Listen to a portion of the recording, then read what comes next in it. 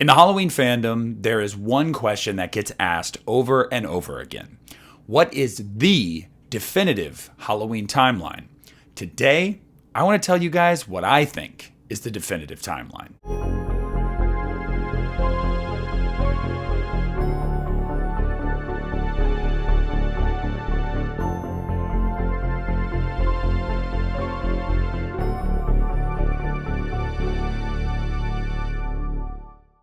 Hey, what is up, everybody? Nick here, and today I'm going to be talking about something that will not surprise any of you if you know me, and that is Halloween. The Halloween franchise is my baby. It is my bread and butter. It is what got me started into collecting movies, specifically horror movies. Now, this is a big franchise. We have had many timelines over the years. We have had the good. We have had the bad. We have had the ugly. But what is the timeline? Now, that is a subjective question. I don't think objectively anybody can say, no, this is the timeline. If you ask that question now, well, the objective answer would probably be the Halloween 2018 Kills and Ends timeline, because that's the one we last visited, so it's the one freshest in everybody's minds. Blumhouse would tell you that's the timeline. Jamie Lee Curtis would tell you that's the timeline. But it's a subjective question.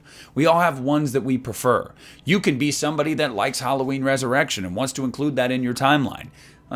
More power to you. You can be somebody that loves the Rob Zombie movies and finds that to be the superior timeline. And if that is you, wow. I respect the hell out of you because I'm sure you're catching strays. Or you can be Christian Hanna and say, Halloween 3 or bust. It's only Halloween 3. Nothing else exists. That guy, Michael Myers, he's just a hairy, stinky bum.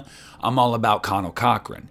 Hey, more power to you. Whatever floats your boat, dude. Now, with all that being said, in my opinion, what is the quintessential Halloween timeline? So the question really is, what is my timeline? What is my preferred timeline and why? And before I get into that, I want to give you guys the criteria for why I chose the timeline that I did. See, as I mentioned just a minute ago, when we talk about the most recent iteration of Halloween being the Halloween original film and then the Blumhouse trilogy, a lot of people would say that is the timeline because that's the most recent one. However, I have publicly stated many times I don't feel like it is because I can never get behind 2018 as much as so many people can. It just doesn't feel as organic to me. It doesn't feel enough like a natural progression of the character of Laurie Strode or Michael Myers for that matter. Now, overall, I really enjoy that trilogy because I have a blast with Kills and I unapologetically love Halloween Ends. But Halloween 2018 is the one for me that I just feel like is a step too far for me. It's just one that I cannot get behind enough. And then you look at the H2O timeline, and I love Halloween H2O for the simple fact that it brought Jamie Lee Curtis back, and I think it's probably Jamie Lee's best performance in the series, bar none. But I hate Halloween Resurrection, and I think it tarnishes everything that H2O did for the character of Laurie Strode, and I'll never forgive it for that. Which sucks because I love the anniversary aspect of H2O, and again, love Jamie Lee in the movie. But I just cannot tolerate that timeline because Resurrection is in that timeline. And I'm sorry, that end for Laurie Strode was completely unjustified. It is a slap in the face after that triumphant return just a few years prior. Next, you can look at the Rob Zombie timeline. And you guys know I love Rob Zombie's Halloween 2. It's in my top 3 Halloween movies. I think it's actually number 2 as I'm sitting here today. So I have a huge affinity for that timeline of movies. But that first movie, I really just don't care for the first 45 minutes of that movie largely. I think that the prequel backstory that was a different backstory than we had ever been told or alluded to, I just have never been a fan of it. It's never something that I've been like, oh my God, I needed that, and I think it adds so much to the character. No, I think inherently it takes away from the mystique of the character. So while I love the sequel, I've just never been in love with half of the first movie, and that brings that timeline down for me. Now, maybe if we had gotten Halloween 3D and it would have been a good time, maybe I would have loved that timeline even more, but I can't think in hypotheticals. And then you've got Halloween 3, which, come on. I love Halloween 3 Season of the Witch. Who doesn't? But I think Christian Hanna is probably one of the only people you'll find that says that's the timeline that matters. You don't need anything else.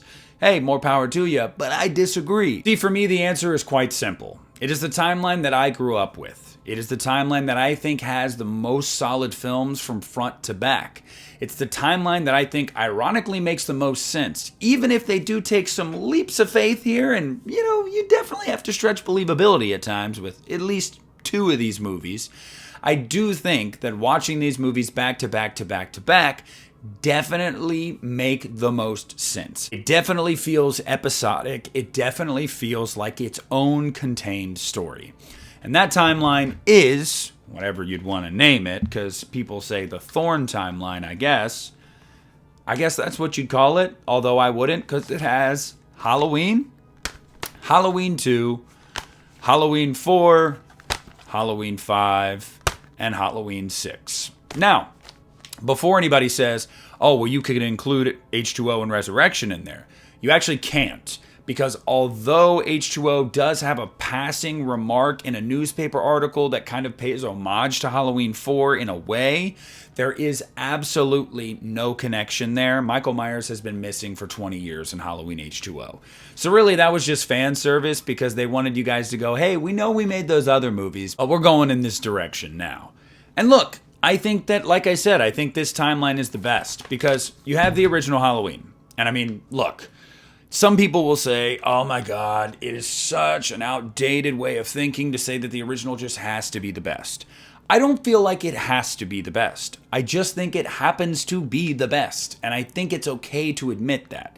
I think Halloween 1978 is probably the granddaddy of slasher movies. No, it was not the first one, but I think it's probably the best one. But that's my opinion. And then you get to Halloween 2. And this is a movie that I have publicly talked many times about how I feel like it's slow at times, how I feel like it kind of pales in comparison to the original film in a lot of ways.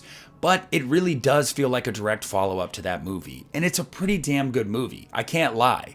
See, it's unfair. It's like putting this next to the Mona Lisa. There's absolutely going to be some drop-off there. That's just inherently going to be the case. But what it does it do it well? Absolutely. Does it feel like a continuation of that story? Absolutely. Does it have enough of the same flair and atmosphere? Absolutely.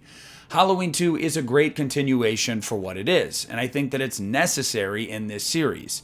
I think when you get to H2O from Halloween 2, it makes a lot more sense. Laurie's traumatization plays much better when we have an extension of that night in 1978 where she saw many other people die and she almost died again herself. And then you get to Halloween 4. And Halloween 4 does very much feel like a follow-up to Halloween 2 in a lot of ways, and feels like the original in a lot of ways. It tries to take it back and strip it down to its roots, babysitter, kids, teenagers, mass killer, small town. Like, it does a lot of those things. It's very, very similar to the first movie. It also acknowledges, obviously, the events of the first 2 movies, and it helps that you have Dr. Loomis still present, you have Michael with his injuries that he sustained in the second movie, so it really does feel like a follow-up to those first 2 movies. And although Halloween 4, I feel like, is a bit overrated, and I've said that many times, it is a damn solid movie. And if this is the 4th movie in a slasher series, especially the one that was bringing back the beloved character after the 3rd one that everybody hated because it didn't have him in it, I think you could do much, much worse. It was definitely a worthy return, and it feels like another episode in this series. And then you get to Halloween 5, and a lot of people have issues with this movie. And I guess I get it, but as the years go on, I really just more and more think that it's people nitpicking. I really do. When I hear somebody say that Halloween 5 is the worst movie in the Halloween franchise, I genuinely, I cannot square that in my head. It just does not make sense to me. It doesn't compute. Halloween 5 definitely feels like a direct follow-up to Halloween 4 in a lot of ways. It does have a different tone at times. It is a lot more this gothic European horror film, and that was intentional. But it feels very much like a continuation of 4. A lot of the same characters, a lot of fallout from that movie. We're still revisiting plot lines from that movie. And, same locations. It's just, it feels right. They bring in new things like the Man in Black. Absolutely. Totally understand why that's a little bit weird. But I definitely feel like this feels like a just straight up continuation of Halloween 4. And even if you don't like it, it does feel like another extension of this timeline. Then the final movie in this timeline is Halloween: The Curse of Michael Myers. And again, definitely feels like a continuation from Halloween 4 and Halloween 5. Now, the 6-year gap in between the movies and the countless reshoots, and Daniel Farron's doing his best to try to tie all of these plot lines together to make it coherent, at times it is a bit jarring, and it definitely stretches believability.